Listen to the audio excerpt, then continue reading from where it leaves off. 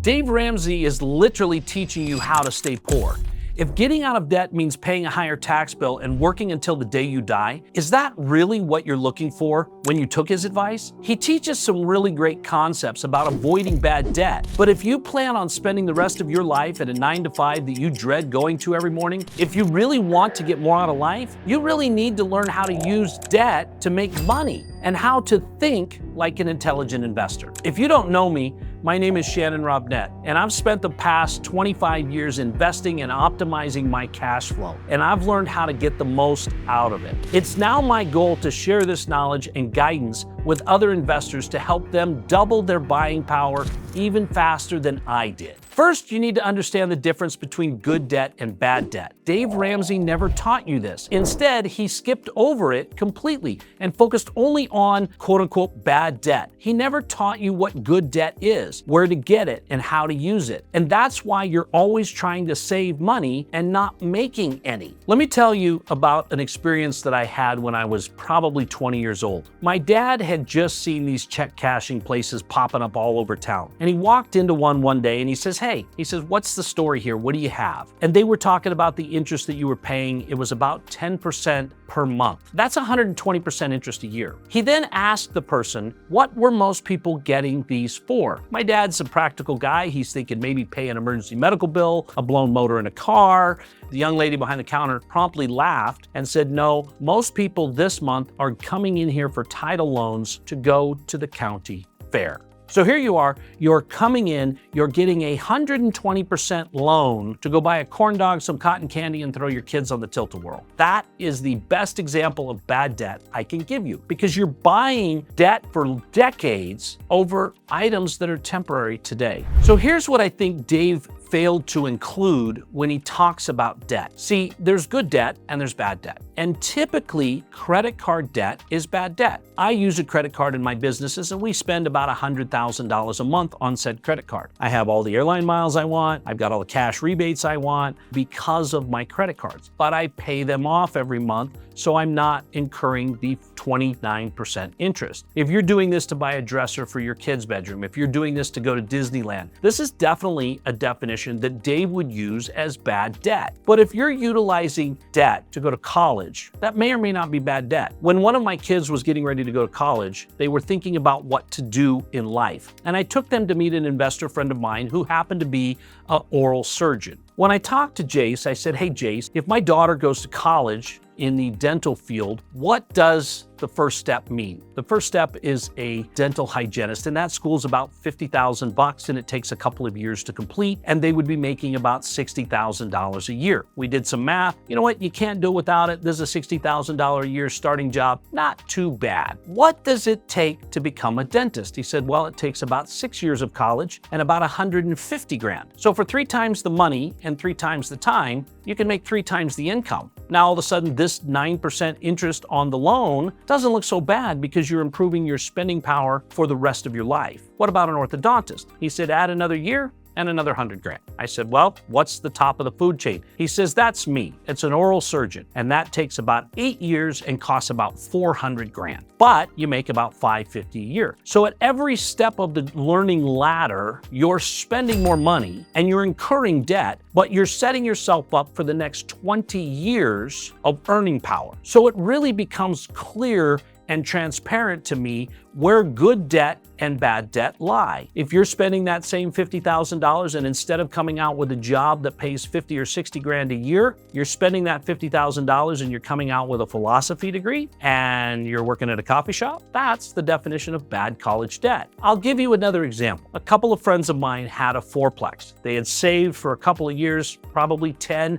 They finally had enough for a down payment on a really, really nice fourplex. This fourplex was giving them about $1,000 a month in cash flow, but they were $350,000 in fixed debt. They took Dave Ramsey's teachings, they swallowed it, they got rid of all their credit card debt. They're finally looking at it and they're saying, we should sell this fourplex because we have debt on it. And Dave says, pay cash for things.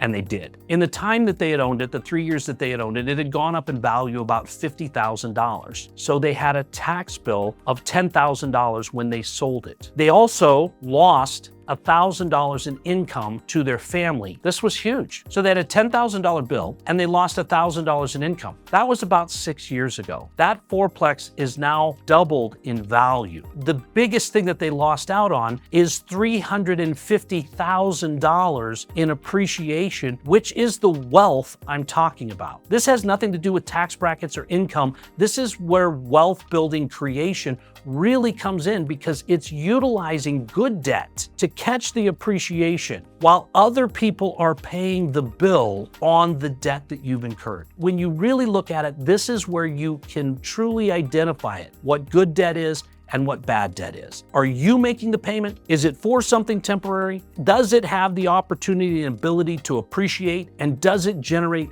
income for you each month passively? Using these examples, here's what I look at for criteria of what good debt is. Is this debt on something that will become worth more money? Is this a business tool that you can use to make you more efficient? Is this something that is going to generate more income in your business because you have it? I recently had a conversation with the gal that does my face. Yes, I see somebody about this beautiful mug to keep it looking great. She was looking at buying a new machine that would allow her to offer additional services that was going to be necessary to do that, but she would be able to expand her clientele, have more services to offer, and this was a really high-end machine that only one other company in town had, allowing her to corner a piece of the market. So if somebody else is paying for it, if it expands your business, if it's going to appreciate, if it's going to produce passive income, those are the criteria that I use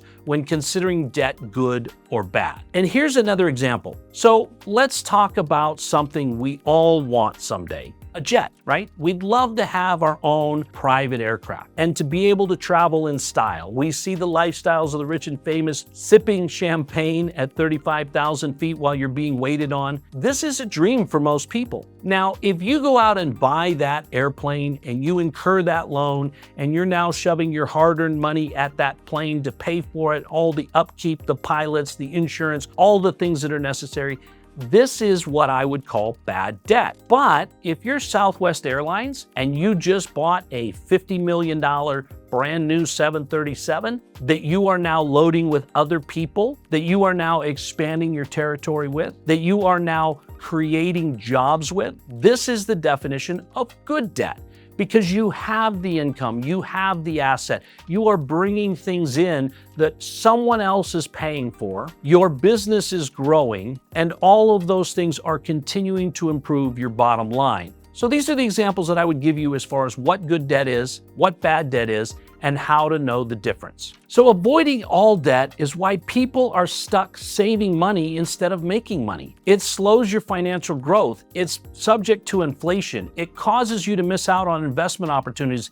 And it also puts you in the highest tax bracket because the IRS says, hey, you don't have any debt. You don't have any interest payments. You don't have anything else. You are taking all of this as active income with no deductions. So you did everything Dave Ramsey said to. You hammered away at your debt. You spent less than you earned, you started an emergency fund, you have a savings plan, all to pay the price in taxes at the end of each year. And it's a hamster wheel of hard work, live below your means.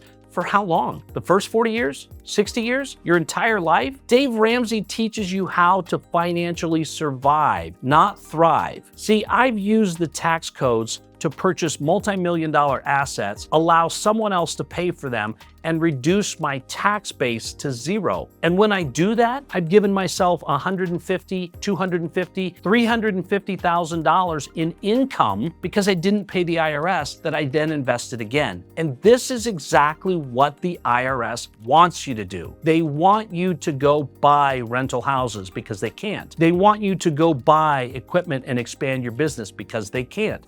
So they incentivize you with these things. So getting debt isn't all that bad as long as it's working in the right way. So when it's broken down like this, it's very easy to see that Dave Ramsey's tactic isn't meant to get ahead in life.